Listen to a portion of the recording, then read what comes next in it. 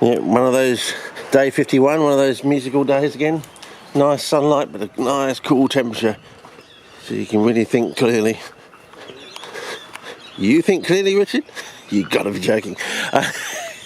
Yeah, that wind we had a few days ago, I forgot to tell you this. I noticed it broke the back of my, yeah, as you can see, it broke the back of my, or the central part of my asparagus. So, yeah, my plant I was going to use as my model for Drosera gigantea, you know, to see if we can actually, you know, grow it on deep sand in a dustbin, and, you know, make it grow giant, and also try and make it go blue, you know, make glaucus, you know, bluey green sort of thing, or maybe jaders, you know, a sort of jady green. Yeah, well, had a bit of a setback. Okay, so we'll just yeah, my liverworts are still going. I'm still flushing them, so yeah, horseradish is still going, but I don't know, do the leaves naturally have those little yellow patches in between on the leaves? Hang on, you probably don't understand what I mean. Hang on, better do a spot culling. There you go, can you see that? It's sort of in between. Now, is that something to do with manganese or something to do with zinc? Something to do with manganese, something to do with zinc. Yeah, almost Gilbert and Sullivan like. It's one of those sort of days, isn't it? But yeah, got a few things to report. Got a surprise this morning. I was out here about an hour ago watering, doing a single flush because it was quite dull about an hour ago. So yeah, I put this zinc one over there because again it wasn't getting enough sunlight. Whether that flower stalk's going to come back to vertical now, can't tell whether that's just because we've moved it into the sun now, or it's just put down a root and it's just stabilising. I don't know. But this one here, I better give you some close-ups. Yeah, I know you like them. It allows me to do things on Facebook. That one in there. Now this one in here is the new leaf. If we're making the assumption that the charcoal is actually releasing small amounts of iron into the system, for all we know it could be very fine nanofiber carbon particles, nanocarbon microparticles, and for all we know, somehow the roots could take those up and extract the iron that way. I don't know. I mean, there's a lot of work that hasn't been done on these plants. Now this is the one I got a surprise for. This looks like this one's coming back. I don't know if you can see that. So, you know, just like this one in here. I don't know, I've got a leaf in here, but if I can move that around, can you see down there? I don't know if you can move that out of the way and still get the sun. Down there, you can see two leaves coming out there, plus this other leaf. So, this one snapped off in that windy thing, but it's opening up again. So, and we've got this new one opening up. You notice the colour is slightly different on the, very slight difference in the colour. This one's got a leaf there, but I've also noticed there's a new one coming in there. So that's something. This one, I don't know. Got another leaf coming out there, I think, believe in there. If I can get you, there's another one coming out. So, you know, even maybe a bit slower and a bit wonky compared to this iron. If I can put my folder down here. But yeah, this iron one just I don't know. I'm just going to have to keep the camera around in all angles, I think, today. I can, or move the pot around. Yeah, this one here. Move the flower stalk away and get down there into it. I don't know. Yeah, this one just keeps, as I said, can I get it from that angle? Not really. Bugger. Oh well. Just keeps better. But why is it so pale? That's what I want to know. If there's so much iron in there. But then again, they do say with micronutrient a deficiency and an overabundance almost give you the same effect. So, you know, you can have too much of something and it will give you the same look as something having not, you know, something that's starving or something. That's a general rule. So yeah, this one I'm still doing the usual the 9 o'clock flood. Yep, so far. Oh yeah, this one I wanted to see. This was on the JPEG star. Is it just the chalk breaking up, or is there something underneath? Oh, it's just the chalk. Well, it's just the chalk. I thought that I could see this orange stuff. I thought was it our organism again? You know, that organism, but no, it's not. It's just the chalk breaking up. Oh, that's just I pushed some water across the edge. So if you're listening to earphone. Oh, by the way, I watched a couple of clips from Ross Graham the other day. He's done a couple of extra ones, really good ones. He's got a new camera, a Nikon 900 or something. Whisper quiet. Well, on the video I was watching, whisper quiet, lovely. Did one of his greenhouse and did one of his pygmies. You should check those out. I reckon they're quite good. So well done, Rossi, for getting a new camera with no gears, which I like to call cogs. So yeah. Anyway. Not really much of a move from there, but a bit of blushing on the leaves there. Yeah, there's a bit of blushing on the leaves there. You know, a bit different to the type of red we get here, which goes all the way down on these things. So on this one over here, putting out a second leaf. Very small plant though. I mean, tiddly pop I would call it. You can see there. So this one here has got on this side it's got sand directly underneath it, and basically all cellulose down that side, whereas this is the opposite. So basically that is totally like our pots over there, where we just have a capping of newspaper cellulose, so it's reacting that way. Whereas this one is totally the opposite, which deepest sand, leastest.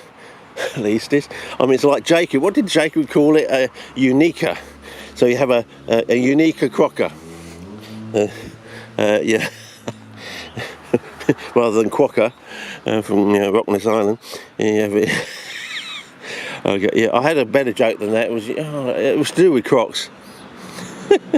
Anyway, so this one's got the water in it and it's going down. I've timed this. It takes about 3 hours to go down on that one. Oh, bubbles coming up there from the central. Hope that's a good sign, not a bad one. Oh, looks like I've lost something. Lost a flower head or something. One of these things has been lost. Maybe it's a bird pulled it off or something. Be funny if that actually.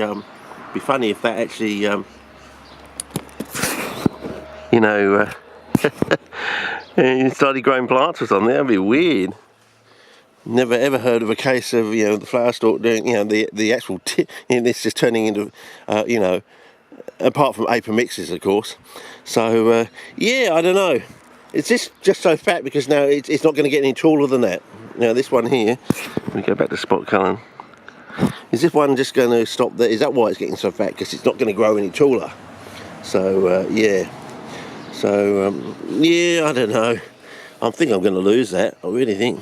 And this one here, it's almost getting signs here like we had with our initial work with chalk earlier on this year sort of thing. So makes you wonder how they compost this stuff. But as I said, it's the most fastest rapid response I've ever got from and it's just a topping on sand. It's just amazing, I mean, if we can add this to whatever we end up with at the end of the season out of these pots and a few others that I'm going to set up the end of the week and early next week, including a candle one you might want to tune in for, that'd be that's going to be pretty crazy, fellas, especially if it actually does the business and work. So far, this one is the overall best initially sort of thing. So yeah, for look and stability. Whacked the shot balk in there, totally stabilised, almost like overnight sort of thing, and yeah, amazing. That other one's the second best, but it's about the third best, I suppose. So and this one, I don't know, it's going to take off soon, but I think the idea is to add the arm, but have it all the way down the pot. So as we get onto this report here, what do they say here? This is the field observations. There's an initial thing on the other page that I might end up reading, but it says general description of the Jordania habitats, and they start off with this. Yeah, I better do a close-up on it if I can get it in the shot.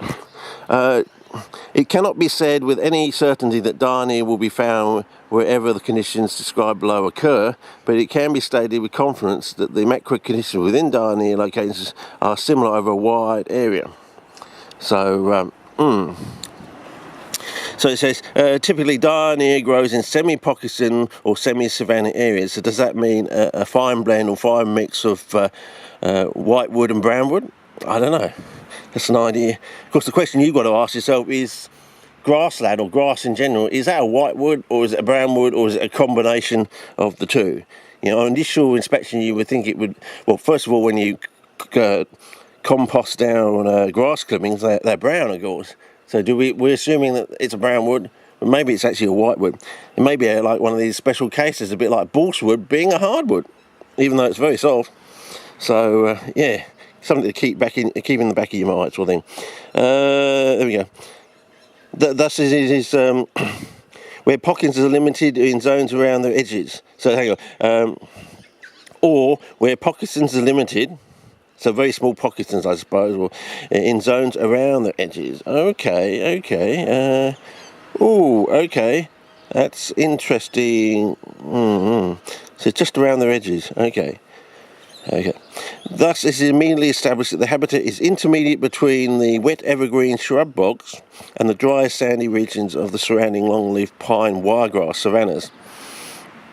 It can be, in 1868, said of its habitat, it is somewhat similar that this little herb is only found in the vicinity of Wilmington in North Carolina and the adjacent parts of South Carolina, where it is completely common in the damp, rich soil bordering the bogs and swamps. Damp, rich soil. So what does he mean? Does he mean in nutrients? Does he mean rich in colour? We'll get on that in a minute. Pointed out that using an area east of Wilmington as an example, that the plant is east of Wilmington. Okay, that's very close to the coast, I would say. If we're looking directly at the map, I suppose. The plant is not, as often supposed, a native of dry and sandy flats, nor like dross common on moist mud flats, nor yet on the high brinks and plant-covered banks of large stagnant pools. It doesn't like stagnant water, I suppose. It appears to be less general in its actual place of occurrence than the common predatory plants that are well represented in the region. Thus, both workers recognise the ecotonal nature of the habitat, a fact often overlooked by collectors, as most herbarium records merely list savanna or bog. There has been little comment on the nature of the soil. We get very interesting here. Ellis, 1770, described it as a light black mould. So is mould a reference to their concept of leaf mould? Because they used to make leaf... They were crazy in the Victorian age. Well, it's not really quite into the Victorian age there, of making leaf mould. You know, collect the leaves every autumn and compost them into what they called leaf mould. So is that a reference to leaf mould? It also goes on to say, intermixed with white sand, such as it is usually found on our Moorish heaths. Now, what do they mean by Moorish, you see? Is it heaths of Moor, or do they mean, is it a Moor reference to the Moors, as in the Moors of Shakespeare, Othello or something like that? So they're saying it's a black heath with coffee-coloured soil underneath. That's what I'm saying, fellas. It gets a bit complicated, you know. I wish these people would explain, maybe that their definitions are explained in their books of their period. I don't know, but it's going to be, I think we're going to need Google books to actually track it down. Okay. Canby's conception of the soil being rich was evidently based on the dark colour. Okay, I guess he's saying it's the dark colour. Okay, it is in fact very infertile, as will be shown in a later section. Except they didn't measure the sodium and chloride content of the soil, so take that with a pinch of salt. In quotes. No other observations have been recorded on this topic, except that Wells, 1932, remarked that the soil does not become excessively wet or dry. So it's it's on the is it on the dry side of damp or the wet side of dry? Frost tolerance is not a trait usually associated with the diarrhea, but this has been recognised from the time of its first discovery. So it's frost tolerant, fellas. Oh yes. John Noyen has shown a photograph of it covered in frost. Yes.